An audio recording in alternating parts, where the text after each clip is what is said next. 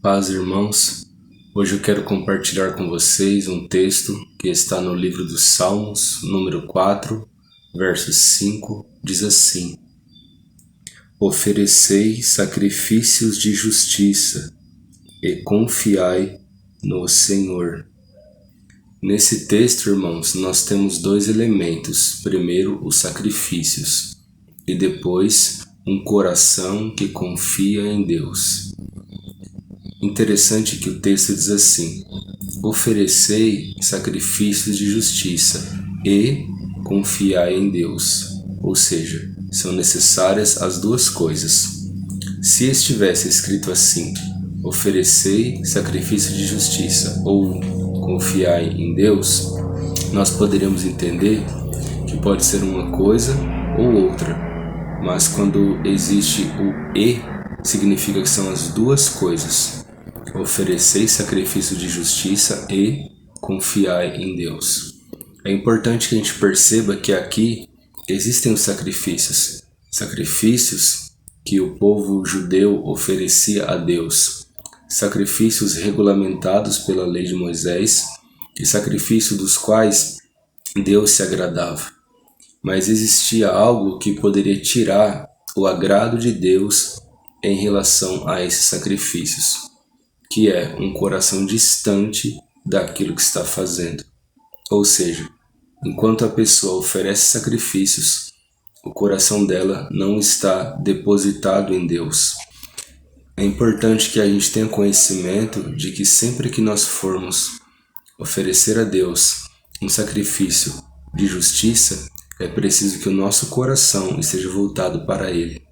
A palavra diz assim que Deus ele não se agrada de sacrifícios de justiça ou de holocaustos, qualquer que seja, sem que antes se obedeça a sua palavra. Jesus ele diz assim: olha, vocês serão meus amigos quando vocês fizerem sacrifícios? Não, ele disse assim: vocês serão meus amigos quando fizerem o que eu vos mando. Ou seja, é preciso que nós tenhamos um coração submisso a Deus, submisso à sua vontade, submisso a ponto de confiar em Deus. É muito interessante quando o profeta Isaías ele traz uma mensagem bem impactante de Deus para o povo. E ele diz assim: este povo ele me honra de lábios, mas o seu coração está muito distante de mim. Será que nós estamos assim, irmãos? Será que nós somos como essas pessoas que oferecem os seus cultos a Deus, que ficam 2 horas em um domingo dentro de uma igreja, oferecendo canções a Deus, mas essas canções e essas horas de adoração, na verdade não são adoração, são canções vazias, desprovidas de uma verdade sincera do coração? Eu acredito que Deus nos últimos dias, Ele tem olhado para muitos de nós e Ele tem dito isso para nós: olha, eu não tenho me agradado dos seus cultos, eu não tenho me agradado dos seus sacrifícios, eu não tenho me agradado das suas ações religiosas, porque o seu coração ele está distante de mim. Veja o apóstolo Paulo, era um homem fariseu, um homem que seguia toda a lei, porém era um homem que não tinha o seu coração em Cristo, não tinha o seu coração e confiança em Jesus. A confiança de Paulo estava na lei e no farisaísmo, mas Deus ele reprovava essas ações de Paulo. Deus nunca recebeu um culto de Paulo, que na época era Saulo, antes ele se converter. Deus nunca recebeu uma adoração de Saulo antes que ele se convertesse e tivesse o seu coração transformado.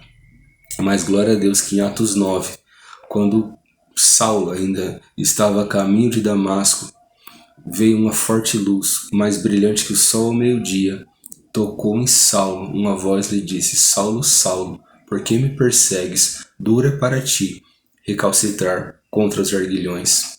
E naquele momento Saulo foi transformado. Durante o seu dever religioso, entre aspas, de prender os cristãos do caminho de Deus, Saulo ele foi convertido.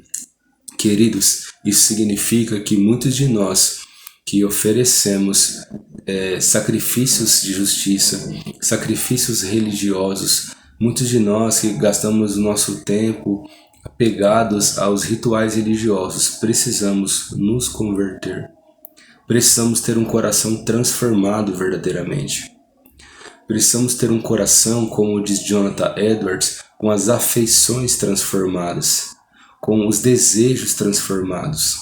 Porque muitos de nós, enquanto ainda cantamos e pregamos, temos um desejo ainda ardente pelo pecado. Na nossa boca está Deus, mas no nosso coração está o pecado. Deus, Ele quer as duas coisas de nós. Deus, Ele quer que a gente seja transformado no nosso interior, para que os nossos lábios venham louvá-lo verdadeiramente. É interessante que em Romanos capítulo 12, o apóstolo Paulo fala assim, olha, não se conformem com esse mundo, transformem-se pela renovação da vossa mente, para que experimenteis qual seja a boa, agradável e perfeita vontade de Deus. E adorai a Deus com o vosso culto racional, com o vosso corpo, um sacrifício vivo e santo e agradável a Deus, que é, o vosso culto racional. Então não é simplesmente estar em um culto e fazer as atividades do culto, mas é ter uma mente e um coração transformado e renovado pelo conhecimento de Deus. Irmãos, que Deus Ele nos guarde de sermos como muitas pessoas são hoje, oferecendo a Deus cultos vazios, cultos sem verdade, cultos sem quebrantamento, cultos sem lágrimas, cultos sem arrependimento, cultos sem oração, cultos sem entrega, cultos sem sinceridade.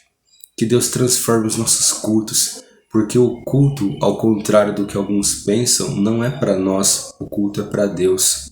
Às vezes a gente sai de um culto e fala assim, puxa, o culto foi bom para mim. Eu deveria pensar primeiro se o culto foi bom para Deus e depois ver se eu fui edificado em saber que Deus recebeu o meu culto. Porque eu não vou lá para me cultuar, eu vou lá para cultuar a Deus. Seja canção, seja pregação, seja o que for, o culto ele é direcionado a Deus, é um estado de adoração a Deus, é um momento de submissão a Deus. Então que nós venhamos pensar, antes de oferecer o nosso culto, venhamos pensar como está o nosso coração. Então que Deus nos transforme, irmãos, que Deus mude o nosso coração, que Deus nos converta, que Deus nos leve ao arrependimento, para que o nosso culto seja um culto que agrade a Deus, que a gente ofereça então sacrifício de justiça e um coração que esteja confiante e entregue a Deus. Amém, meus amados? Que Deus nos abençoe, a nós, as nossas famílias. Peço a vocês que compartilhem esse vídeo, principalmente entre os cristãos, para que a gente reveja o modo que nós estamos adorando a Deus. Muitos de nós, com 40 minutos de culto, já estamos cansados, sendo que os serafins e os querubins adoram a Deus desde a eternidade e nunca se cansaram. Eles nunca se cansaram porque, para eles, não falta conhecimento de Deus. Eles estão perto de Deus, eles conhecem a Deus. Eles veem a sua santidade noite e dia e dizem, Santo, Santo, Santo é o Senhor dos Exércitos e toda a terra está cheia da sua glória. Que nós tenhamos uma visão impactante de Deus, sejamos transformados, para que a gente venha estar em cultos onde a gente deseja que esse culto nunca acabe. Existe um louvor bastante antigo, eu já ia encerrar, acabei me esticando um pouquinho mais, mas vale a pena falar. Existe um louvor muito antigo, que fala assim, olha, hoje é dia de festa lá na igrejinha. Até me recordo daquela igreja pequena, muitos pregadores estarão ali. Hoje é dia de aniversário da congregação, data esperada por todos os irmãos que foram criados naquele lugar. E quando se aproxima o culto, o coral vai cantando, o pregador se aproximando e todos juntos ao Senhor adorar.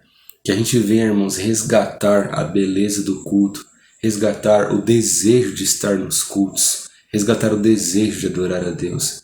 Que essa chama, irmãos, volte a arder em nós, mas ela só arderá em nós quando o nosso coração for transformado e receber essa chama de Deus.